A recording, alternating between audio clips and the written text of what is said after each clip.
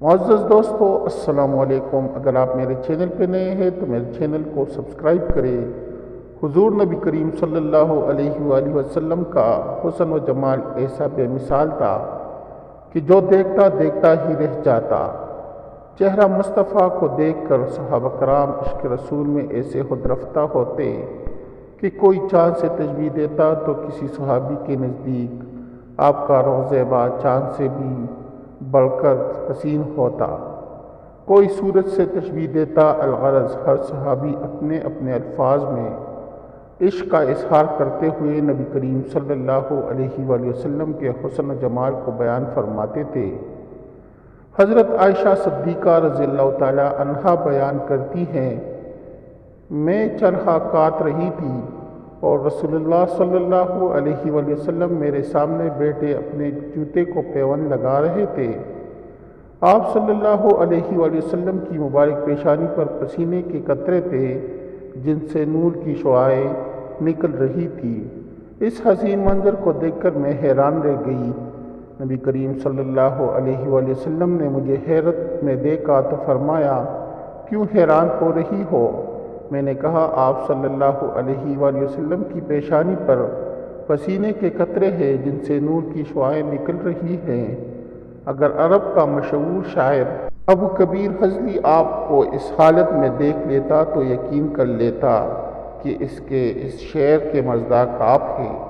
ترجمہ: پس جب تو اس کے چمکتے چہرے پر نظر ڈالے گا تو تجھے اس کے رخساروں کی چمک یوں معلوم ہوگی جیسے برستے بادلوں میں بجلی کون جائے۔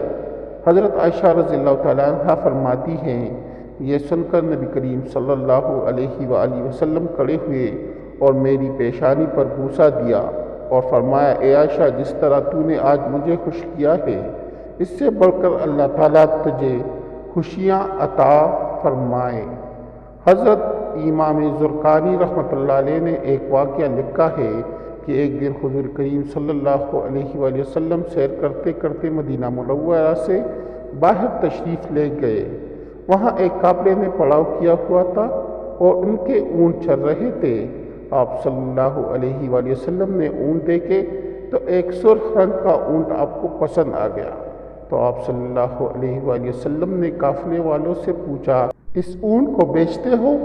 انہوں نے بیچنا تھا یا نہیں بیچنا تھا، لیکن حضور صلی اللہ علیہ وآلہ وسلم کو دیکھ کر کہا، جی بیچتے ہیں۔ فرمایا، کتنے کا؟ انہوں نے کہا، اتنے کا، اور سودا طے ہو گیا۔ آپ صلی اللہ علیہ وآلہ وسلم نے فرمایا کہ میں کوئی تاجرانہ عرض سے تو آیا نہیں تھا کہ میں قیمت ساتھ لے کر آتا، میں تو سیر کرتا ادھر آ نکلا اور تمہارا اونٹ مجھے پسند آ گیا اور میں نے اس کا سودا کر لیا۔ ایسا کرو کہ اونٹ مجھے دے دو اور میں شہر جا کر کے اس اونٹ کی قیمت تمہیں بیچ دیتا ہوں۔ انہوں نے کہا، ہمیں منظور ہے۔ حضور صلی اللہ علیہ وآلہ وسلم نے اونٹ پکڑا اور چل دیے۔ جب تک حضور صلی اللہ علیہ وآلہ وسلم نظر آتے رہے وہ دیکھتے رہے۔ جب نظروں سے اوجھل ہو گئے تو دل پر ہاتھ رکھ کر بیٹھ گئے۔ تھوڑی دیر کے بعد سکتے سے جب باہر آئے تو ایک دوسرے سے پوچھنے لگے کہ یار، یہ شخص جو اونٹ ادھار لے کر گیا ہے اس کا پتہ پوچھا تھا کسی نے؟ جب کسی کو نقد سودا دیا جائے تو اس کا اتا پتہ پوچھنے کی ضرورت نہیں ہوتی، اور جب کسی کو ادھار دے تو یہ آپ اسے جانتے ہو یا درمیان میں کوئی ضامن ہو یا کوئی چیز گروی رکھی جائے۔ اور کہا، ایک شخص آیا، تم نے اس کو اونٹ دے دیا اور اس کا پتہ بھی نہیں پوچھا، اس نے کوئی درمیان میں ضامن بھی نہیں دیا، تم نے کوئی چیز بھی گروی نہیں رکھی، اس کی تو یار تم سب کے عقل پر پردہ آ گیا۔ اتنا قیمتی اونٹ ہم نے دے دیا اور پتہ نہیں پوچھا، کوئی پتہ ہی پوچھ لیتا، کسی کو ہوش نہ رہا۔ ایک نے کہا، یار، جب وہ باتیں کرتا تھا تو منہ سے پھول جھڑتے تھے، میں نے تو بس یہی دیکھتا رہ گیا۔ دوسرے نے کہا، یار، میں تو اس کی مسکراہٹ کو ہی دیکھتا رہ گیا۔ تیسرے نے کہا کہ یار، میں تو اس کی آنکھیں ہی دیکھتا رہ گیا۔ وہ کہنے لگے، جو بھی ہوا ہم اس کے حسن میں کھو گئے اور وہ اپنے حسن کا جادو جگا کے قیمتی اونٹ ہم سے ہتھیا کے لے گیا۔ امام زرقانی رحمۃ اللہ علیہ لکھتے ہیں کہ جب انہوں نے یہ کہا کہ قیمتی اونٹ ہتھیا کے لے گئے تو اب تک خاموش بیٹی خیمے کے پردے کی اوٹ میں قافلے کے سردار کی بیوی نے خیمے کا پردہ سرکایا اور ان سے مخاطب ہو کر بولی، خبردار، اس کے خلاف کوئی بات کی تو اگر وہ قیمت نہ دینے آیا تو مجھ سے لے لینا، میں اس کی ضامنہ ہوں۔ انہوں نے کہا کہ اچھا تو اسے جانتی ہے؟ کہا واللہ میں بھی نہیں جانتی۔ تو کہا پھر ضمانت کیسے دے رہی ہے؟ کہا جب تم سودا کر رہے تھے تو خیمے کی اوٹ سے میں نے اس کا چہرہ دیکھا تھا، اور جس کا چہرہ اتنا پیارا ہو وہ جھوٹ بول ہی نہیں سکتا۔ ابھی یہ باتیں ہو رہی تھی کہ اتنے میں حضور صلی اللہ علیہ وآلہ وسلم کے غلام آ گئے۔ کہا کون ہیں وہ لوگ جن سے ہمارے آقا نے اونٹ خریدا تھا؟ انہوں نے کہا جی ہم لوگ ہیں۔ کہا یہ حضور صلی اللہ علیہ وآلہ وسلم نے کھجوریں تمہاری ضیافت کے لیے بھیجی ہے اور یہ تمہاری قیمت ہے۔ انہوں نے کہا قیمت بعد میں دینا، ہم تو خود بک گئے ہیں، ہمیں پہلے یہ بتاؤ کہ وہ رہتے کہاں ہیں؟ تو کہا وہ سامنے جو کھجوروں کی جھنڈ ہے، یہی ڈیرے میں ہمارے آقا صلی اللہ علیہ وآلہ وسلم کے۔ وہ عورت پکار اٹھی کہ دیکھا یہ شخص جتنا صورت کا حسین تھا، سیرت کا بھی اتنا ہی حسین نکلا۔ امام زرقانی رحمۃ اللہ علیہ لکھتے ہیں کہ اس قبیلے کا نام وقت طارق تھا۔ وہ سارے کا سارا وقت طارق اٹھا اور حضور صلی اللہ علیہ وآلہ وسلم کی خدمت میں حاضر ہوا اور حضور صلی اللہ علیہ وآلہ وسلم کے ہاتھوں میں ہاتھ دے کر مسلمان ہو گیا۔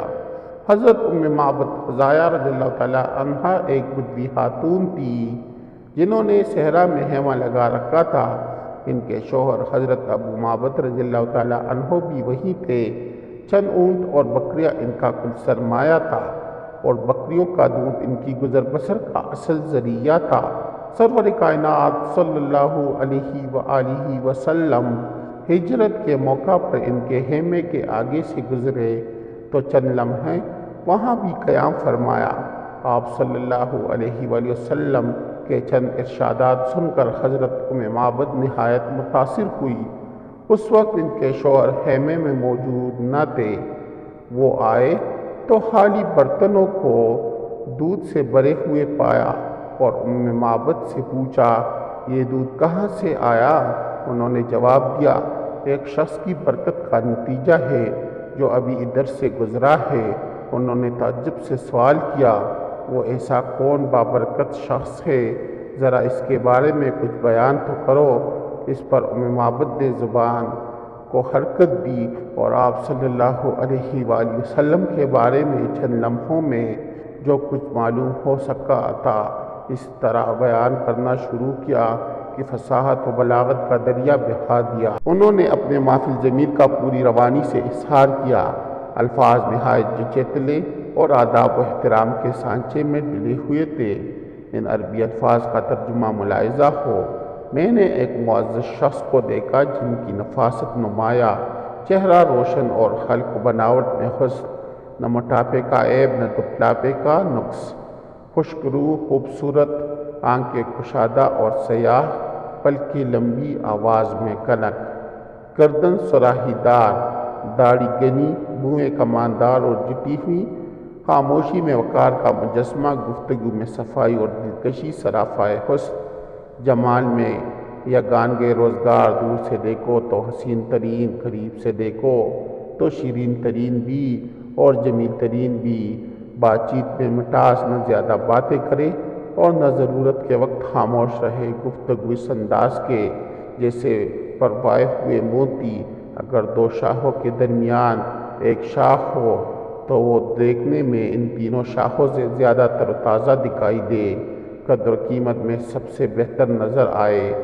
ان کی کچھ جانثار بھی ساتھ تھے جو انہیں گھیرے ہوئے تھے، وہ بولتے تو سب خاموش ہو جاتے، کوئی حکم دیتے تو اس کی تکمیل کے لیے ٹوٹ پڑتے۔